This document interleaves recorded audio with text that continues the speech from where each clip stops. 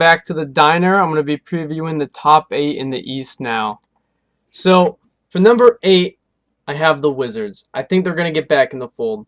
Last year, they started off slow, and they had some injuries, and they didn't have a lot of depth to deal with those injuries. But this year, they're getting healthier. Losing Dudley kind of sucks. But they improved halfway through the season, and that was because they picked up Markieff Morris. And that was like their one of their biggest issues with front court depth. So and they just signed Ian Mahinmi. So they have Ian, they have Morris. Porter has improved every single year he's been in the league at this point, and they just re-signed Beal. So they have Wall, Beal, Porter, Morris, and Gortat. And I think that's pretty much a good bet for the 8th seed in the East. At least the 8th seed, maybe higher. I just have them over the Heat, who look like the Heat look like they're about to drop. The Heat have lost a lot of people.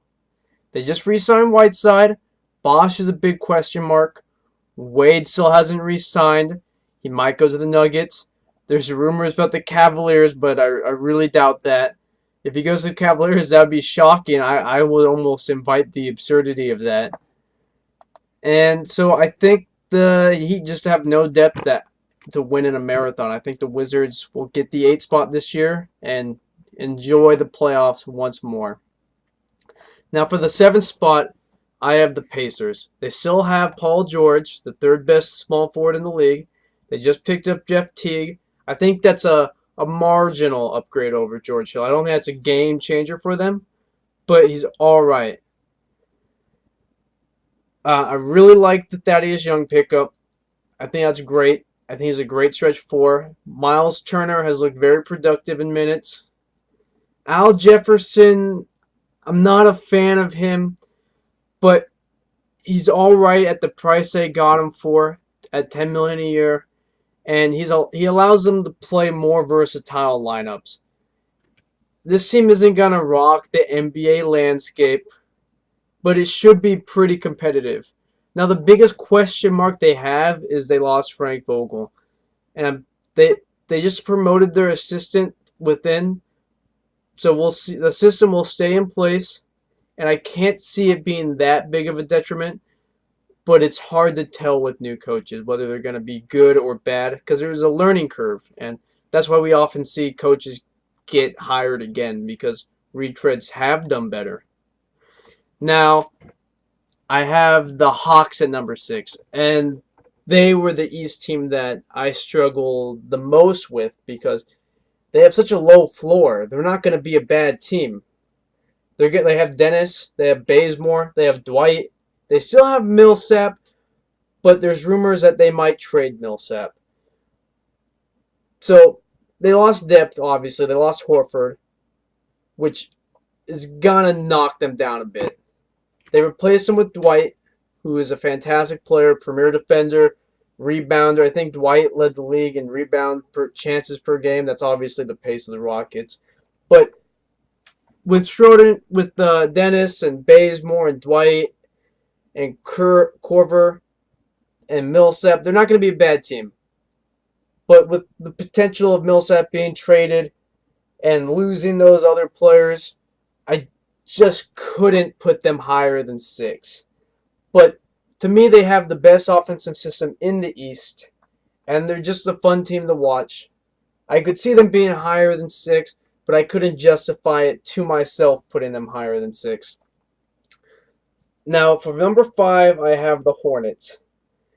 The biggest loss the Hornets had was they lost Jeremy Lin. I think Jeremy Lin was one of their better scorers last year, so it kind of sucks losing him. But they still have a really solid team. They re-signed Batum. They're getting back Michael Kidd-Gilchrist, and they signed Roy Hibbert to a reasonable deal. He's going to be their 3rd string center, but for 1 year, it's not too bad of a deal. They're pretty much going to stay right around where they were. I can't see them getting much worse with swapping Lin and MKG, basically. Now, here's my biggest jump in the East next year. I have the Pistons going to 4. They lost Anthony Tolliver and Spencer, but their notable additions happened last year with Tobias, and they have a consistent core now. They've already played together. My biggest disappointment with the Pistons, though, is that they didn't get they didn't get Horford, which deprived us of a lineup of Reggie, Kent, Tobias, Horford, and Drummond. And that might have been the second best team in the East. It would have been a lot of fun to watch. That the idea of watching that team is just a lot of fun. But they're still really good. They bolstered their bench. They got Ish Thomas, and they stole John Lure from the Suns, who was really productive for the Suns last year. So they have good depth. They have a really good starting lineup, and they played the Cavaliers, who are the defending champions, pretty competitively in the first round. So I really like the Pistons moving forward. I have them as the 4th best team in the East. Now, I have the Raptors at 3, but it's a tough 3. They're going to finish really close with the Celtics. So I'm sorry if I offend any Raptor fans. They get points for having a strong Eastern Conference Finals. They have a consistent core. They just re-signed DeMar. And I like their chances to finish ahead of the Celtics, but I really like the Celtics right now. And they're getting back DeMar for the whole year instead of half a season and part of that recovery. Well, not even they lost him for a bit. I don't know how many games he missed exactly, but they're basically getting DeMar back, which is an addition in itself. They lost Bismack, but he doesn't move the needle that much. So the Raptors should be solid. They're going to contend to lose to the Cavaliers again. Now, the Celtics have the highest ceiling outside of the Cavaliers in the East. They just got Horford, and they already have a really productive guard rotation. Marcus Smart had the best field goal percentage defense around the rim for guards. Avery Bradley is a lockdown perimeter defender. Isaiah Thomas led the league in drives for guards. They're very productive together. The 3 fit perfectly. And now they got Horford, who really shores up their front line, which was kind of their biggest weakness because they had a bunch of okay guys at the front, but they weren't really amazing. That was definitely the spot they got outplayed the most in. Not often, but out of all their positions, they improved the area they needed to the most. So I think the Celtics finished second in the East and probably end up losing to the Cavaliers.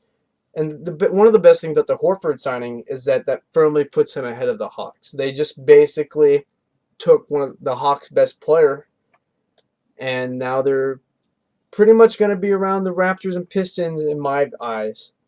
Now the Cavaliers are the number 1 in the East. Maybe they won't finish with the first seed, but they're the best team in the East regardless.